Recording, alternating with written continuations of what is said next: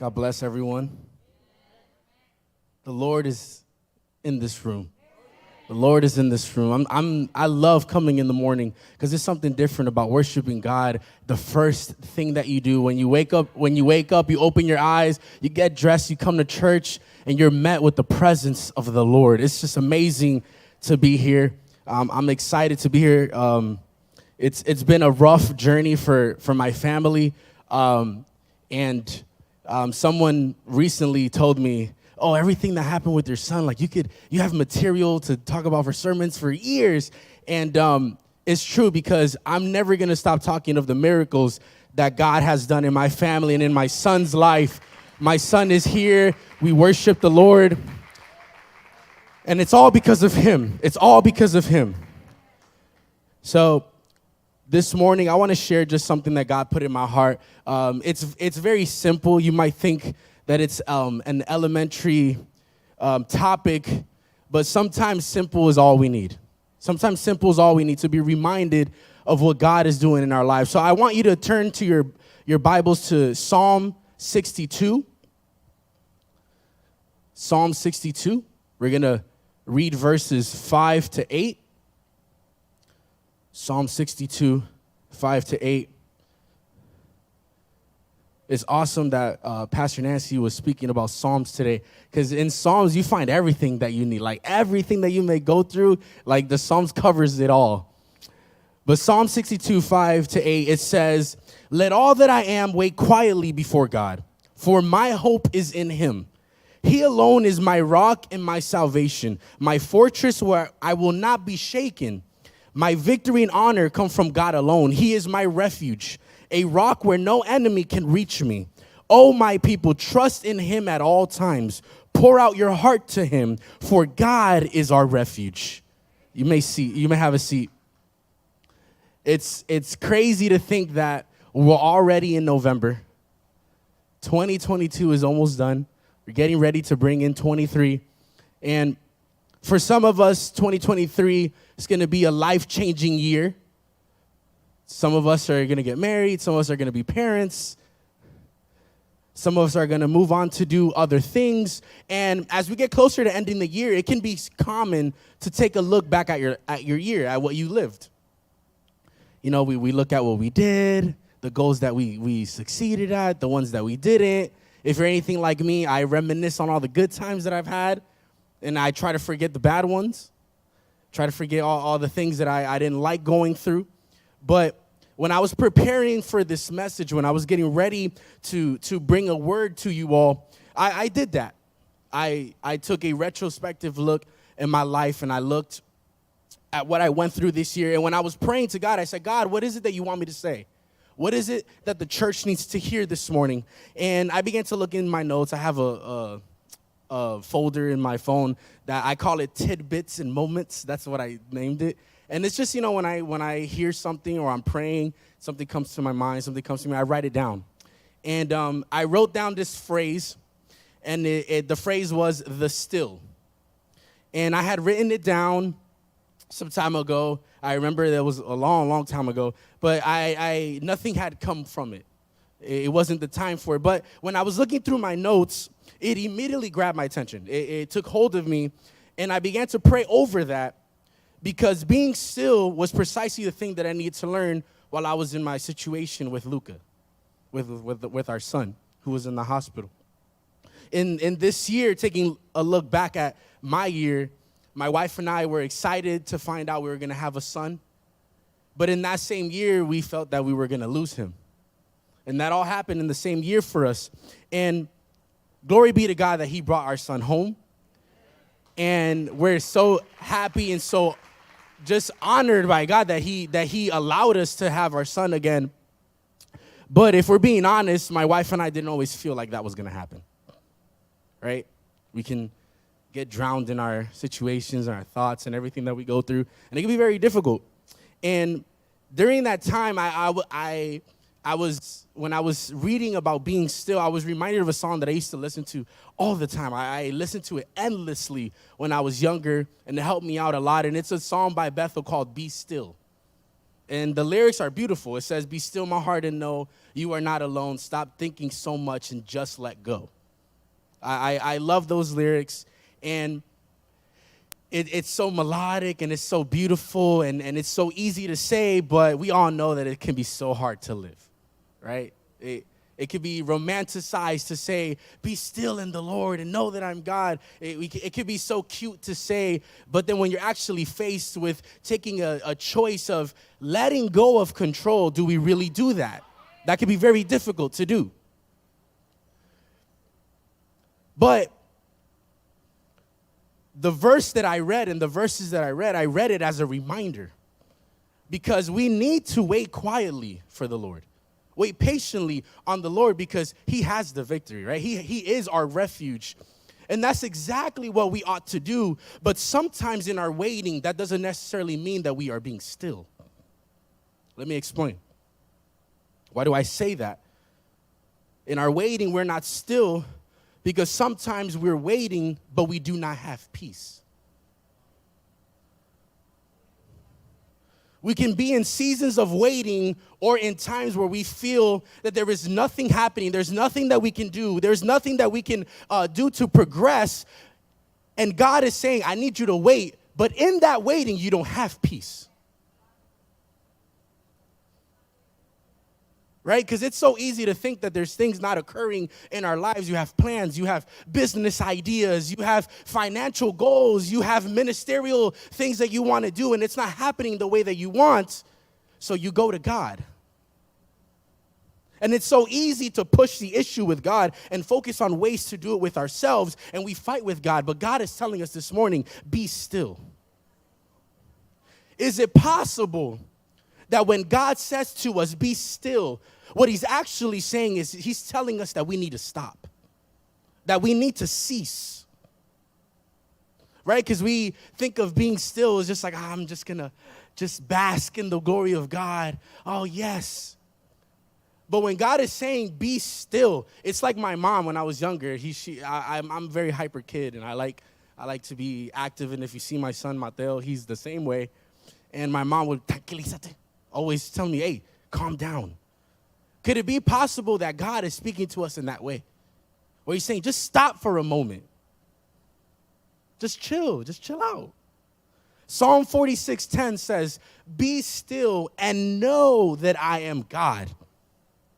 Just drop it. Just drop the issue. Is it possible that when God says to us, be still, he's saying, stop fighting me. Stop living in a season of depression and being sad because things are not going your way. Stop complaining. Stop comparing yourself. Stop questioning me. Stop taking things into your own hands. Just stop and know who I am. When God revealed himself to Moses in the bush, he said, I am who I am. That's what he told him. I am who I am. And he says, go to Pharaoh and tell him, the I am has sent you. The I am is he's everything. Everything is in him. He is in control of everything. So if I'm going to be still and know that he is God, then that means my situation is his. My circumstances his. My ideas, my desires, my successes, they're all his. See, God did that with Abraham, because if you read in the Bible, God spoke to Abraham and he told him, you and your wife, you're going to have a son. And I'm going to confirm my covenant with him. And of course, Abraham was in disbelief. He's 100 years old. His wife is 90 years old. And he tells God, how am I going to be a father at 100? Give the blessing to my son Ishmael. But God said, no, be still. Because what I want to do is directly align, and my purpose is with your son Isaac. I will do something with Ishmael. But rest in me and wait quietly, because I am getting ready to do a miracle in your life that you don't necessarily understand. Just be still. God departed from him after that. He said, be still. No, I'm not going to do it that way. That's it. And he left. Right? Sometimes God could just be, right? You're praying to God. You're going to him. You're, God, do this. I need this. And God's just like, nope. Why? Because I said so. Right? But we must know who our Father is. We must rest in him because he will never fail, right? We know that he will never fail. He will never get it wrong. He knows what we need and when we need it. It's interesting because the English definition of the word still means to be quiet. It means to be silent. It means to be motionless. But in the Hebrew context, the instruction of be still meant to let go. It meant to stop striving. It meant to let drop. It was like an extra. It was like further. It was deeper. It wasn't just be quiet. It was like, no, be quiet and stop what you're doing. Be quiet and let go. I don't know if you understand what I'm trying to say. What I'm trying to say is that if we want peace in our hearts and we truly want and desire to be still, we need to loosen our grip on the things that we have.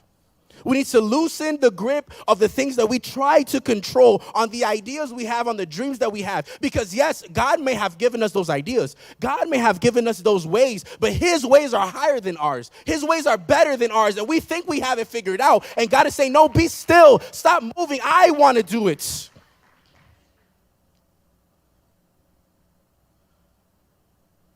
See, I know that there's things that we desire in our lives, and there could also be things in ourselves that maybe we want to change. At least that's true for me. There's things in me that I wish God would change, and I wish that things could be different. And there's things that I deal with that I desire to change and let go of. And I'll be honest, I can put a lot of energy into that. Trying to do different things and create tasks, and I'm going to do this, and if I do it for 30 days, it becomes a habit and all this other stuff. Right? And we can put so much emphasis on those things, and it could be so easy to get caught up in the things we live. It can get so easy to get caught up in the day-to-day things, the chores, the errands, the this, the that. You know what it is in your life. And when I was thinking about it, I thought about like when you go to a restaurant, right, and you sit down and you order your food, right? Your waiter comes, they ask you what you want, they ask you what you need. You get your drinks, you order your appetizers. You make sure you get your free bread so you can eat that while you're waiting for the food, right?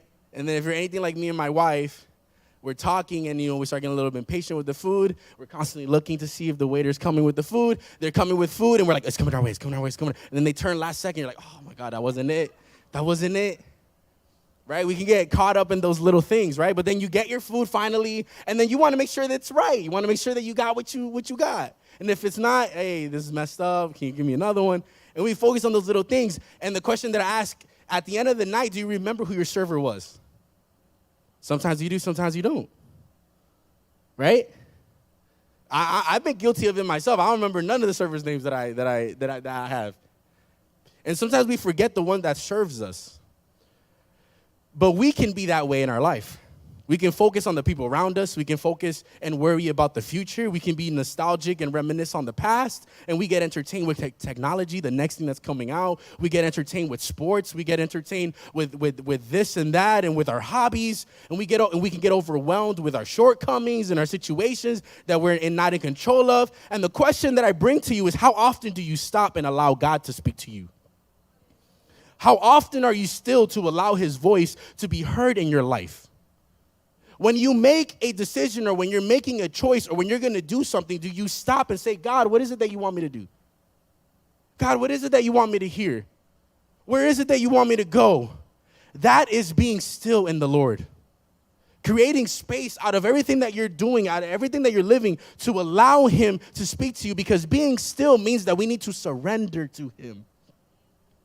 We need to surrender to God. And what's amazing about all of this is that things happen when we are still.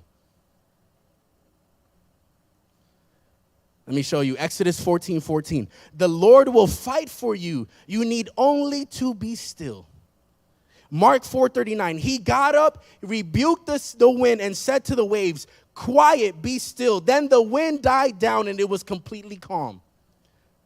Zechariah 2:13. Be still before the Lord, all mankind, because he has roused himself from his holy dwelling. When God says be still, he is doing something. He is in action. He is declaring something. He is moving something. He is stirring something. And he's saying be still and just look at me. Watch me. See, the Bible uses the phrase be still at least 7 times, and it's countless. different versions and similar speeches of those words, be still. And every time God says it, something occurs. Every time God says be still, he is declaring something. But we're moving so much, we're doing this, we're doing that sometimes we miss those moments where God is speaking to us. Because God is saying, be still, cease, stop moving because I want to move. Stop speaking, be still because I want to speak. Nothing we could say or do will ever trump what God says and does. Never, ever. We could say, no, it's over, it's done, we're not going to get, and God says, who said that? Have I spoken yet? No, I haven't. Wait on me, be still, for I have the last word. Be sure to be still when God declares it, because he's getting ready to do something. I want you to understand that. Being still means that we're taking a posture. Being still means that our posture is us looking up at the Lord, because only God can use us to paint this beautiful contrast of a picture with the world that we live in, right? The world's getting crazy, it's getting volatile, it's getting outrageous. And it can be consuming and it can be overwhelming to us. But God is saying, be still. Because the earth can begin to shake. The mountains can begin to crumble. Nations could be at war. But the people of the Lord, my people, can have rest and put their cares and worries on me. Be still and know that I am God. Trust in me, I am unfailing. And it's so interesting, right? Because people in the world, they're being told, be true to yourself. Be who you need to be. Find enlightenment in who you are. You know, be free, live the life that makes you happy. As if that life will ever make them happy. But us who have the pleasure of knowing that true peace, true joy is found in the one we know and the one that we serve, sometimes we don't tap into that. It's right there for the picking. It's right there for us to grab, and sometimes we're just constantly on the move. And we don't realize that God has stopped back there. We're over here. God, where are you? Where are you? He was back there. You just kept moving and kept going and kept talking and kept speaking.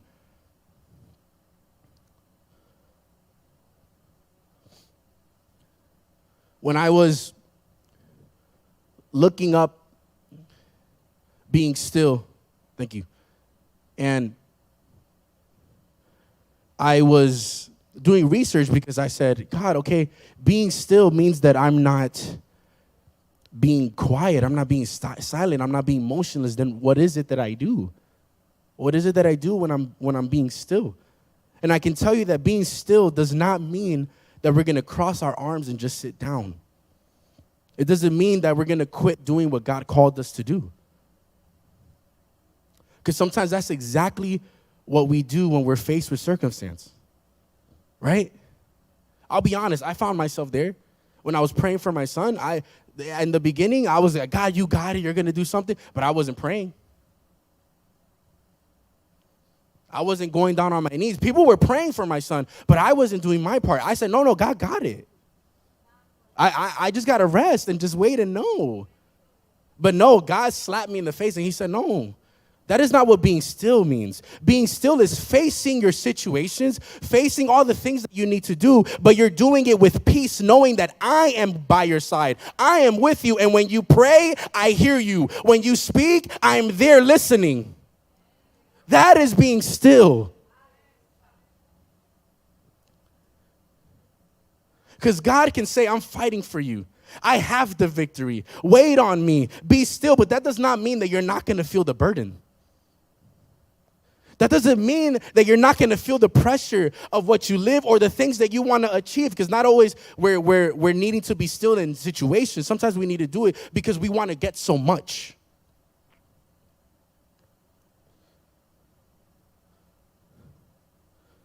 It means that in spite of what you feel, you put your trust in the Lord.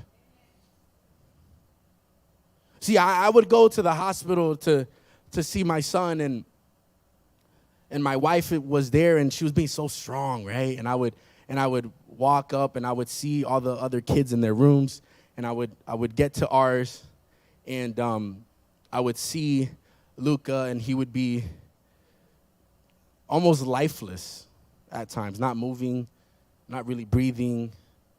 You know, his eyes and his body really didn't work that well.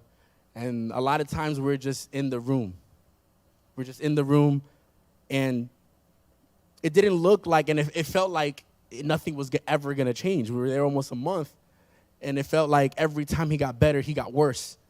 And there was times where I didn't have peace in my heart. There were times, if I'm being honest with you, that I struggled to find that peace. Right? Because I would walk down the stairs, and I would go back to the lobby, and I would walk to the car, and I was just holding back the tears, trying to be strong, trying to not, be strong for my wife and be strong for my family. And I would think of a million things. I would think of a million different outcomes. I would think of a million different reasons for why this was happening to our family. And I didn't always get to a place where I said, God, I'm looking to you. I have to be honest. Not always. Sometimes I wanted to question. Sometimes I wanted to say, God, why? Glory be to God that I never got there. But it was difficult. Right? It's difficult, if you can imagine. And I would always do my best to get to a place where I remembered all the promises that God declared over Luca. And I want to say this publicly, that one of my strengths was knowing that Luca was prophesied over at camp. God used Kayla, if I remember correctly.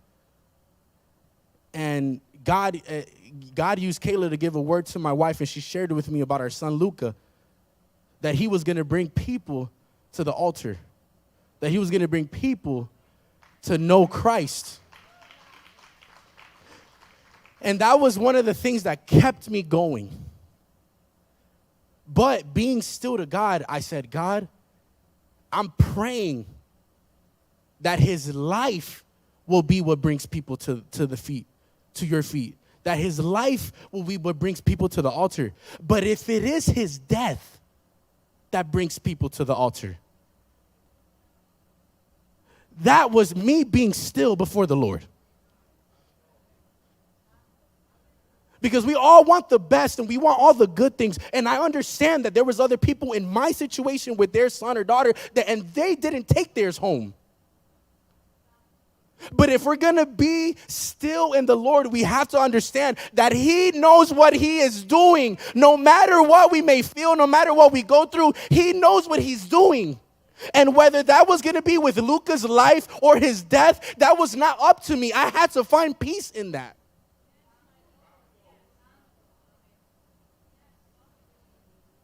I'm not saying to you guys something that I haven't lived.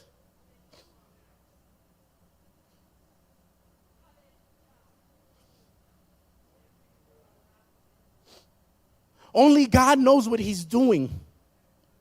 And that was the hardest thing that I ever faced in my life. And I had to learn that being still was not me being inactive. I had to continue to have faith in the Lord regardless of the outcome. I would come to church and I would preach to the youth and I would preach to movement, and I was worried about my son, but the peace that I had knew that he had it in his hands. I was prepared for the call from Crystal, he's better, or I was prepared for the call, he's getting worse. But every time I said, no, God, you are God above all. You know what you're doing, and your will be done, and your purpose will be manifested. Learning to be still means that you are trusting in all that you know of God. Because if my trust is not found in God and my trust is not in God, then I ask, if your trust is not in God, where does your trust lie? Does it lie in your relationship? Does it lie in your finances? Does it lie on your own strength? Let me tell you, they will not get you far. They will not get you far because the Bible says, my strength is perfected in your weakness. Man, I found myself so weak sometimes, but the Spirit of the Lord will just come and empower me. He will lift me up, and I could be still. We must make time to search for His presence. We must make time to dwell on His love. We must seek to hear His voice, and we have to accept His authority because being still will allow God the ability to bring His purpose into our situation.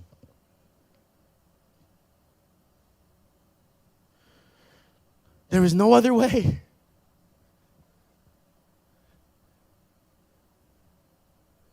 There's no other way. Because you can fight God and you can push Him away and you can put Him last and put other things above. And that's not, it keeps Him away, but it's hurting you. You're postponing what God wants to do because at times we do not want to endure. But being still allows God to show us His purpose. See, God doesn't order us to be still because He wants to keep us or hold us back. God does it because when we stop everything else, when we cease it all, when we cease striving and we cease just doing our own thing and we're still, our attention is drawn back to Him. God wants to reveal Himself to us, but we can get caught up in other things. Right? It's like us coming to church. We can come to church and we can be here, but if we're not here,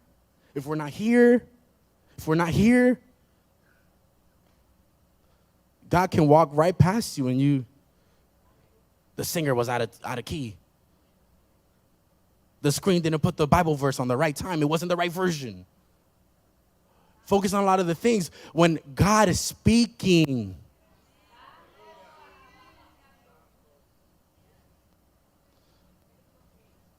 What I've lived this year has taught me that God does not promise us happiness. Let me say that again. God does not promise us happiness. Because happiness is temporary. Happiness is when I eat a good pastelillo with cream cheese, American cheese, and ground beef. That's happiness to me. And I eat 2 at a time, and when the 2 are done, I'm not happy no more. See, happiness is a reaction to something that I enjoy or like. God does not promise something temporary.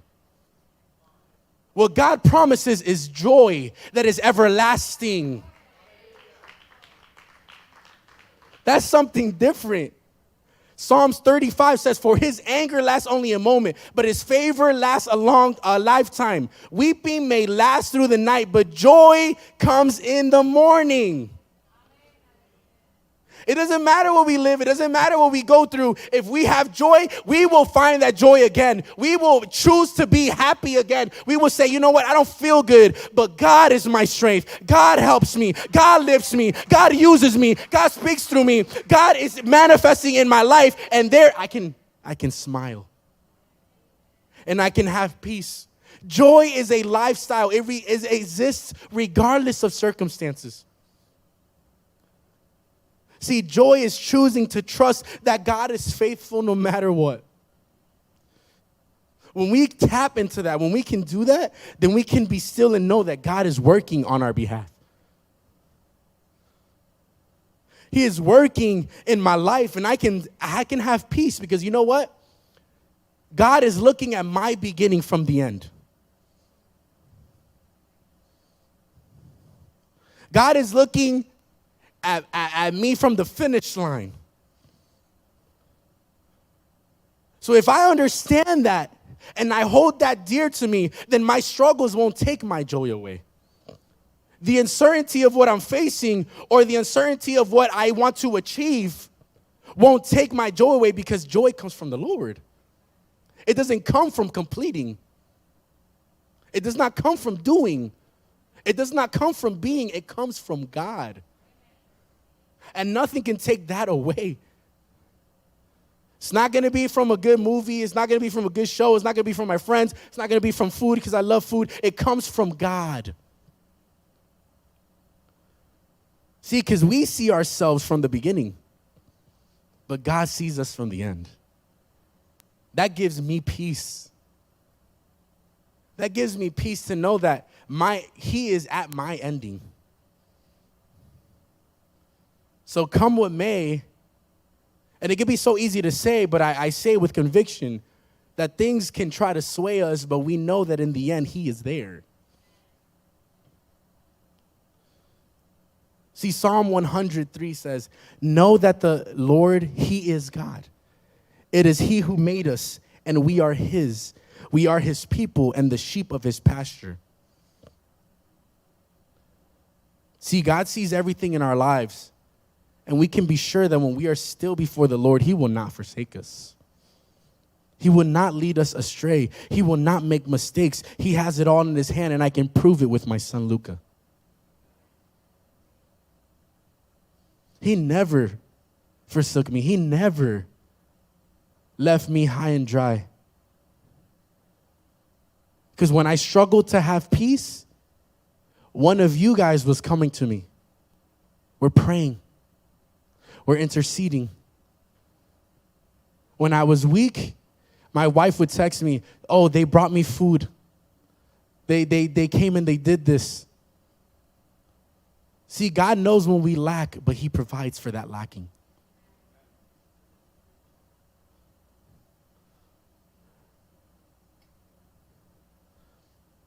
I can be sure that God silences my fears and He leads the way. And I don't have to strive for myself. I don't have to go for me like they say out there. Like, no, do you, go for you. You know, worry about number one. I don't have to do that. Because the person out in the world, they have to do that for themselves. They have to find their own means. They have to find their own way to eat, find their own way to have. I don't have to do that. Because my God holds me. I am a child of God. And the same way I take care of my children, He takes care of me. That gives me peace, and I can be still. See, I can rest in the Lord because His purpose is revealed when I step back and I allow God to work. Some of us today, that is what God is asking. Just take a step back. Let me work. Just be still. Those things you worry about, cast those cares on me. For I am your strong tower. I am your fortress. He is our strength.